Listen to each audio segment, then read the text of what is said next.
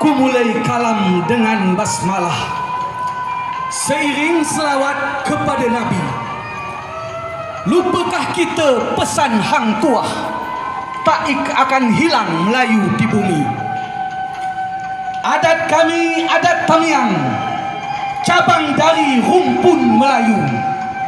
Bak kayu panjang boleh digoyang, namun sumpah lekang cek mau. Takbir.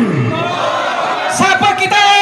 Puak Melayu Tamiang Siapa Melayu Tamiang? beradat